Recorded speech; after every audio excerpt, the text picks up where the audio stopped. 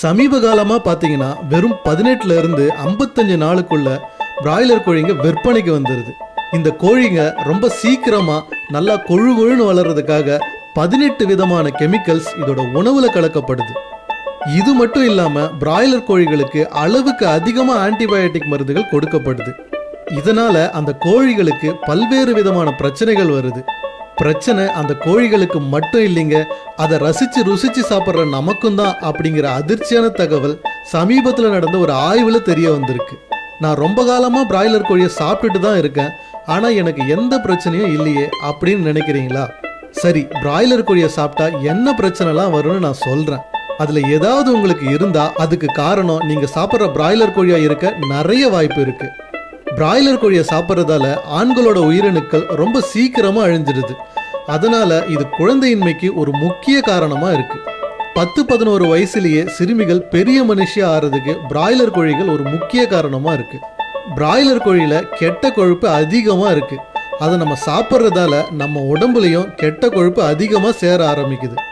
நாளடைவில் அந்த கெட்ட கொழுப்பு நம்மளோட ரத்த நாளத்தில் புகுந்து அடைப்பை ஏற்படுத்துது. இதனால ரத்த அழுத்தம், அதாவது பிபி வர்றதுக்கான வாய்ப்பு அதிக அளவில் இருக்கு. அது மட்டும் இல்லாமல் இந்த கெட்ட கொழுப்பு கல்லீரல் வீக்கத்தை ஏற்படுத்துது. அதனால சிறுநீரகத்திலையும் கல்லீரல்லையும் கேன்சர் வர்றதுக்கான வாய்ப்பு நிறையவே இருக்கு. தொடர்ச்சியாக பிராய்லர் கோழியை சாப்பிட்டா குடல் புற்றுநோய் வர்றதுக்கான வாய்ப்பு நிறையவே இருக்காம். அது மட்டும் இல்லாமல் இந்த கோழிகள் அதிவேகத்தில் வளர்றதுனால அதோட எலும்புகள் ரொம்ப வலுவிழந்து இருக்கு.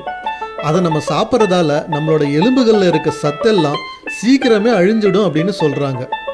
இப்போல்லாம் 40 வயசுலேயே மூட்டு வலி வர்றதுக்கு இது கூட ஒரு முக்கிய காரணமாக இருக்கலாம். மஞ்சள் காமாலை, இரைப்பை செயலிழப்பு, கல்லீரல் செயலிழப்பு, இந்த மாதிரியான பலவிதமான நோய்களை உண்டாக்குற பிராய்லர் கோழியை நம்ம சாப்பிட்டு தான் ஆகணுமா? கொஞ்சம் சிந்திச்சு பாருங்க. சேவ் ஜல்லிக்கட்டு அப்படிங்கிற மாதிரி சேவ் நாட்டுக்கோழி அப்படின்னு குரல் கொடுக்க சரியான நேரம் இதுதான். நம்மளோட பாரம்பரியத்தில் வளர்கிற நாட்டுக்கோழியோட எண்ணிக்கையை மீண்டும் அதிகப்படுத்துவோம். சத்தான உணவை சாப்பிடுவோம். அப்புறம் இந்த வீடியோவை பார்த்ததுக்கு அப்புறமும் எடுத்துட்டு போய் பிராய்லர் கோழி கடை முன்னாடி நிற்காதீங்க, சரிங்களா? இது போன்ற மேலும் பயனுள்ள தகவல்களை தெரிஞ்சுக்க பயாஸ்கோப் சேனலை சப்ஸ்கிரைப் செய்யுங்க. நன்றி, வணக்கம்.